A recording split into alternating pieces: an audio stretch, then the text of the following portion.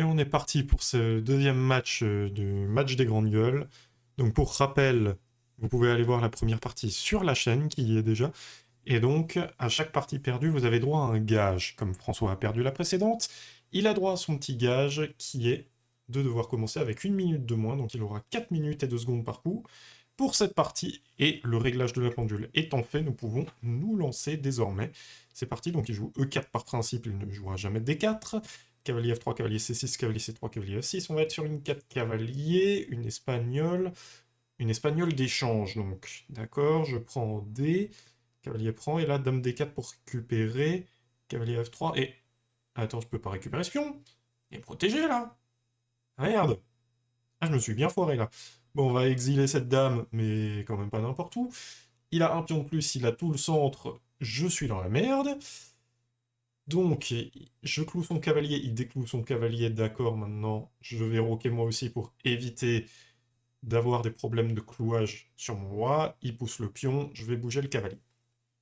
Donc il peut me prendre le cavalier là, mais ça va avoir l'effet d'améliorer ma structure de pion. Donc je pense qu'il ne va pas le faire. Je pense qu'il va jouer un truc genre fou D2 ou dame D3, qui est un coup un petit peu plus extravagant, je dirais. Mais en tout cas, c'est pas un mauvais coup non plus. Il va juste être un petit peu plus centralisé, d'accord. Je vais prendre ce cavalier pour avoir une structure type Winnower, donc je le prends avec le fou. Et là, je vais jouer G6 pour pouvoir avoir du jeu sur case blanche. Donc il attaque mon cavalier, d'accord, je peux peut-être jouer fou F5 intermédiaire. L'idée c'est d'attaquer sa dame et ensuite je pourrais bouger mon cavalier. Et là, où est-ce qu'il va bouger sa dame? E2, D1, B3 peut-être, pour essayer d'échanger les dames, vu qu'il a un pion de plus. En plus, si je prends, il pourra jouer C prend B sur dame prend B3. Si je prends, il pourra jouer C prend B3, il aura une structure très saine. Ouais, je pense qu'il va jouer dame B3, il joue dame B3 effectivement. Mais il faut que je bouge mon cavalier quand même, je vais pas échanger ces dames. Est-ce que j'ai une raison de ne pas jouer cavalier B4? Parce que c'est quand même le coup le plus logique. Ah, j'hésite, j'ai peur de me faire enfermer. Mais en soi, j'aurais toujours la case C2 vu qu'elle est aussi contrôlée par le fou. Ouais, ouais, non, j'ai pas vraiment de raison d'éviter cavalier B4. Je me vois pas mettre mon cavalier en E7. Non, allez, on va jouer cavalier B4 quand même. Et donc là-dessus, je menace quand même quelques petites choses. C'est-à-dire que là-dessus, C3, c'est le coup logique. Et donc moi, je vais jouer cavalier C2.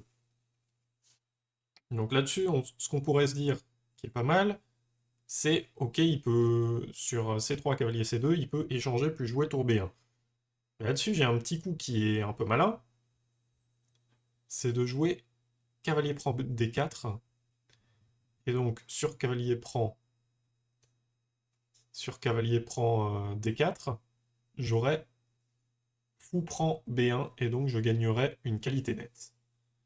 Le problème, c'est qu'il peut me prendre en B6, et qu'après, cavalier prend, pion prend, ça va devenir rapidement le bazar.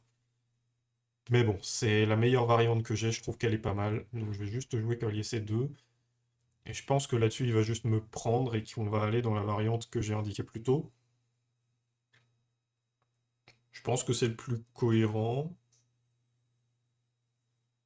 J'ai l'impression. Après, je peux jouer cavalier E3 aussi pour être sûr de gagner une qualité, mais...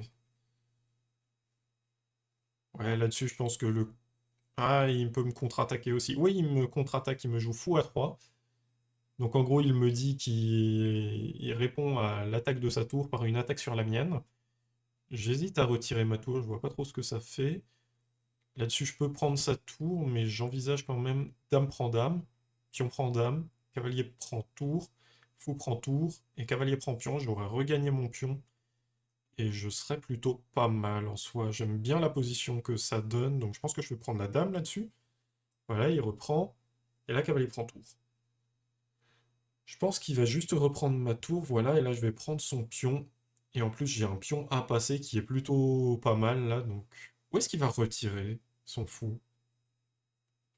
B4 à 3, ça peut paraître intéressant, il peut jouer fou E7, fou F6 pour essayer d'avoir un semblant d'attaque, mais ça me paraît un peu impromptu. Je pense qu'il va jouer soit le fou en B4, soit le fou en H6. Ouais.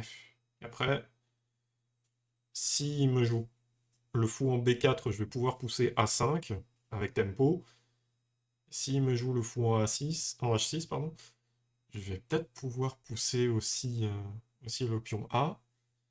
Parce que mine de rien, la case A1 est contrôlée par mon cavalier, la case B1 est contrôlée par mon fou, et la case C1 est contrôlée aussi par mon cavalier.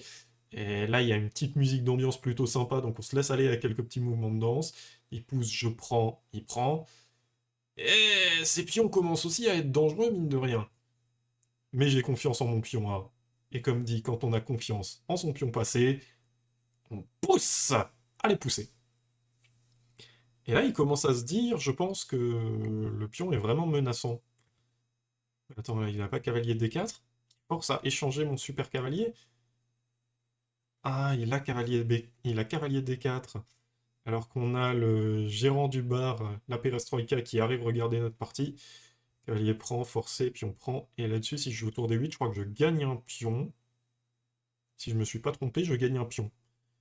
Tour des 8. Alors là-dessus, j'ai calculé tour C1, tour prend D5, tour prend C7, tour prend D4, et il n'y a pas de tour C8 mat parce que le fou contrôle. Et en même temps, lui, il doit perdre un temps parce que sinon, c'est lui qui se fait mater du couloir. Faut être très précis là-dessus. Donc tour C1, c'est bien ce que j'ai calculé. Tour prend D5. Voilà, je gagne un pion. Tour prend, tour prend.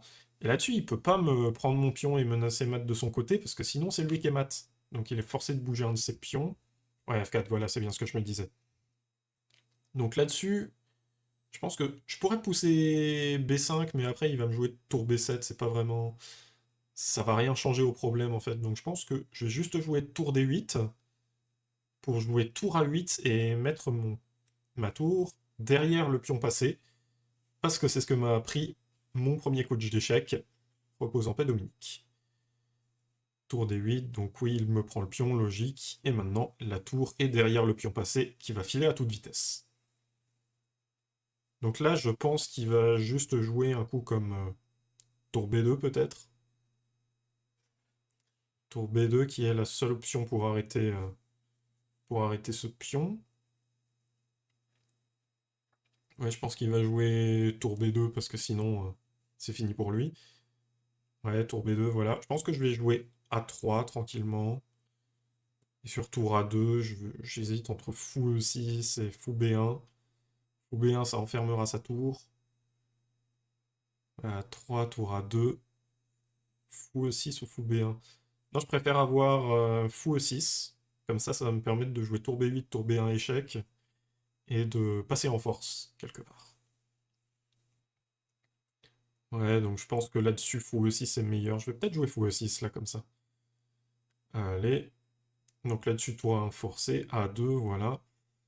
Donc là-dessus, il n'a pas vraiment d'espoir. Il me pousse F5, je peux juste ignorer, je pense. Et là-dessus, j'ai tour B1 échec. J'ai calculé que j'avais tour B1 échec, et même s'il ignore, je pense que je peux arrêter. Attends. Attends une seconde. Ah mince, il y a un pion E5! Est-ce que je viens pas de donner la partie, là? Est-ce que je viens pas de donner la partie? Oui, donc là, voilà, il ne me prend pas, je prends sa tour, et il me pousse. Et zut! J'avais oublié le pion E5. En fait, s'il n'y avait pas ce pion E5, j'aurais pu jouer tour E1. Il me prend la tour. Et je fais dame sur échec. Et ensuite, j'empêche la promotion. Mais là, vu qu'il y a un pion E5 qui bloque... Ah, j'ai rien, j'ai aucune idée. J'ai rien, j'ai absolument rien. Ah, oh non, pas comme ça. Non, pas comme ça. Pas ce throw, pas ce jeté de game. Non! Allez, on va tenter quand même un tour F1 là pour l'arnaque. Si jamais il me prenait, je retournais la partie, mais non. Non, là, il l'a vu, il s'est mis de côté. Bon, bah, il n'y a plus qu'à abandonner, voilà. Et François s'en rend compte. François se rend compte qu'il s'est sorti du diable Vauvert, mais c'est... J'ai tellement jeté la partie. Noah qui se rend compte de certaines de nos erreurs en étant spectateur, alors qu'il y a toujours Eric de l'autre côté, qui nous regarde, qui nous juge peut-être un peu, mais bon, c'est le jeu. Noah qui nous dit que oui, on a raté des coups, oui, on n'a pas forcément été les plus précis, dans le feu de l'action et dans le feu de l'alcool, c'est pas non plus évident, évident. Mais oui, c'était une partie intéressante, il va falloir se relever vite.